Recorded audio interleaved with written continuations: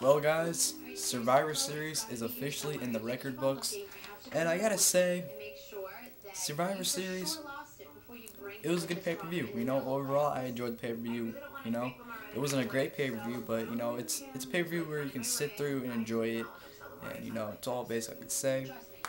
The undercard, or mid-card, whatever the hell you want to call it, was very, very good, and the two main events were actually not very good. So the first match I had to kick off the show was the United States Championship match, Daniel Bryan versus Ted DiBiase. This was a very, very good opener. Wasn't anything great, but it was just, very good. Great back and forth action spot. He actually had a spot where Daniel Bryan actually injured his shoulder. I'm not sure if they're trying to work it or he actually got injured. Looked like he actually got injured, and most likely it is. But Daniel Bryan ended up retaining after he locked into the label lock and had Ted DiBiase tap out. Like I said, great back and forth action, very, very enjoyable. Highly recommend watching this match. You go backstage, you have Sheamus getting interviewed, having him asked about the whole bullying thing, which was the bully thing. It's just I don't even want to get into that. It's being interviewed. He's basically saying he's going to destroy John Morrison tonight. And then you have Sheamus versus John Morrison. This was a good match, but it was boring though. The crowd was dead. The crowd wasn't doing it at all. They were just waiting for this match to be over. It was just decent to good match. John Morrison actually ended up getting the win, which I'm actually happy he got the win after Sheamus went for the bro kick. But Morrison dodged it and his leg got tangled up, and Morrison hit the enziguri, not the enziguri, but flying chug, whatever the hell you call it, where you jump off the roofs and just enziguri, whatever. And then Sheamus on the ground, then he hit a flying knee. Sheamus at the 1, 2, 3 to win the match. Like I said, pretty decent to good match, but it was pretty boring to sit through. So yeah, nothing special. Intercontinental Championship match, Dolph Ziggler versus Kaval. This was actually very good. Honestly, this is just a tad better than DiBiase versus Daniel Bryan, in my opinion. Just a tad, not a lot, just a tad. Very, very fun to sit through and watch. Ziggler ended up retaining after Kaval tried to roll him up, but Ziggler, they kept rolling around, and then Ziggler finally got him and grabbed the tights. Got the 1, 2, 3 retain their kind of championship. Like I said, lots of fun. Easy to sit through. No problem with it at all. Very, very good match overall. Next match, you had the traditional Survivor Series elimination match. Rey Mysterio, Big Show, Kofi Kingston, MVP and Chris Masters versus Alberto, Del Rio, Jack Swagger, Drew McIntyre, Cody Rhodes, and Tyler Reks. I actually had a lot of fun watching this match. I'm not sure about you guys, but I thought it was a great, great match. Well, not a great, great match, but just very, very good.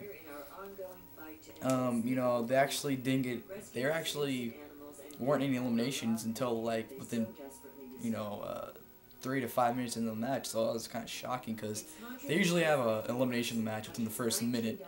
So I was kind of surprised that they let the match go on that long. But the first person to get eliminated was MVP. I think Drew McIntyre eliminated him after McIntyre went to pin him, and Del Rio was actually holding his feet down when he was pinning him so that he couldn't kick out, and he was kind of pissed off. I'm actually surprised that MVP got eliminated first. I was hoping for Chris Masters, but yeah, it is what it is. But after, actually, Chris Masters did get eliminated by Alberto Del Rio with the cross arm breaker, or armbar, whatever the hell you want to call it, and he ended up tapping out. Nothing special.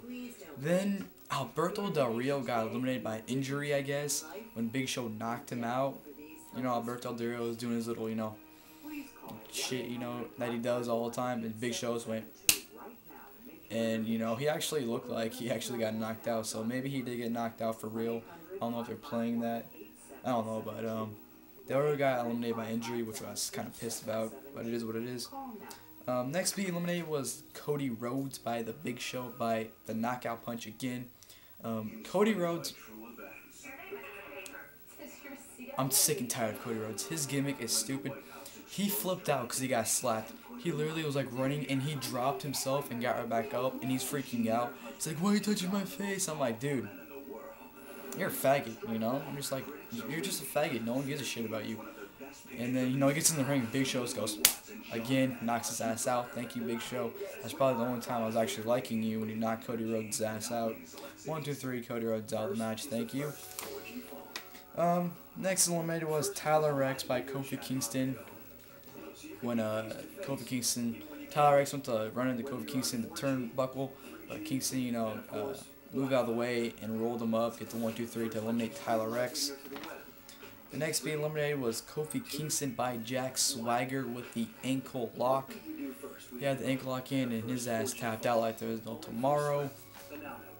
And then Swagger got eliminated by Rey Mysterio with the 619. And then Drew McIntyre got eliminated by Big Show when Rey Mysterio at the 619. And then Big Show hit the chokeslam with the 1, 2, 3 to eliminate Drew McIntyre. I was actually surprised Drew McIntyre was the last person on Team Del Rio, but it is what it is. Team Rey Mysterio wins. Next we have the 2-on-1 handicap match for the Divas Championship. LayCool versus Natalya. Nothing special. This match sucked. Go right to the ending. You know, Natalya put in the sharpshooter on Michelle McCool, and Michelle McCool tapped her like a little bitch. And then after the match, LayCool attacked Natalya. And then Beth Phoenix came running out to help Natalya. Beth Phoenix is finally back. Looks like it's going to be Natalya and Beth versus LayCool in a feud. Or they're just going to do Natalya and Beth Phoenix in a feud from now on. Which I would like to see, since there's basically no other divas to throw in feuds. So, nothing special with the Divas match.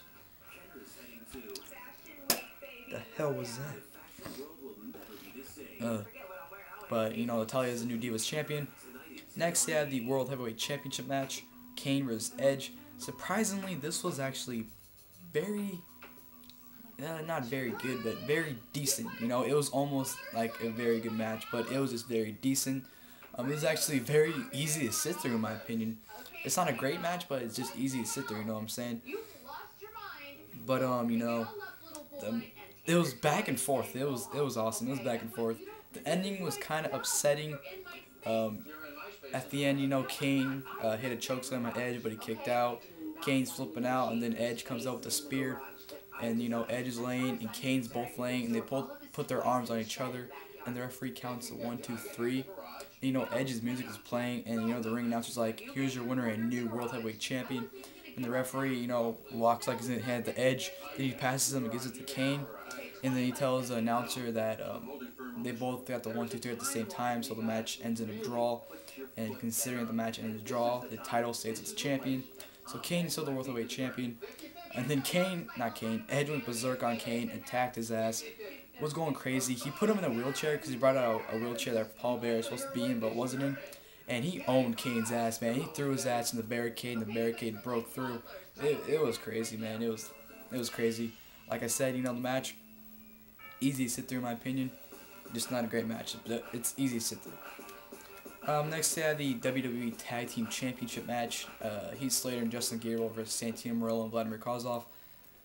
You basically had Nexus dominate the entire match, this match is like 6 to 7 minutes long, even though it should have only gotten, you know, 2 to 3 minutes. But, you know, like I said, Nexus dominated. At the end, Santino was trying to hit the Cobra, but, you know, Nexus members kept jumping on the ring, distracting him. And then Heath, Slater hit his finisher, whatever the hell it's called, at the 1, 2, 3 to retain the WWE Tag Team titles. And then, ladies and gentlemen, next is the main event, the match everyone's been anticipating for weeks. Free or fired for the WWE Championship. Randy Orton versus Wade Barrett with special guest referee John Cena. The match overall wasn't good, you know. It was the same page as Kane and Edge, but it wasn't as easy to sit through. Yeah, this match wasn't good at all. Let's just get right to the ending where everyone wants to know what the hell happened. At the end, Wade Barrett hits a wasteland on Randy Orton. John Cena counts to 1, 2. Orton kicks out at 3. Barrett's flipping out. Orton pushes Wade Barrett. Orton hits the RKO. Cena counts to 1, 2. Hesitates. 3. Randy Orton is still your WWE champion, and John Cena is fired. Now, I really thought Cena was going to fake the 3 count because he hesitated. He went 1, 2, 3, like that. He hesitated. So I thought he was going to turn his ass around and say, F you Orton, and AA his ass, you know. But instead, he does the right thing and has Randy Orton retain the WWE Championship. And I'm sitting there, I'm like, you suck, man. I hate this. The ending, you gotta be kidding me. So John Cena is supposedly fired now. Orton's still WWE champion. You know, after the match, Cena has like a freaking 5-minute farewell. Not 5-minute, 10-minute farewell. You know, just running around the arena. You know, just high-fiving everybody. Everyone's overreacting. He's gonna be back in a couple weeks. Yeah, either tomorrow on Raw or within the upcoming weeks. Cena's gonna be back. So I don't know why everyone's overreacting to this whole thing. Like I said, overall, the pay-per-view was pretty good. Very good, actually. I'll have plenty of time. I thought I'd be at least, 15 minutes by now. But, quick notes.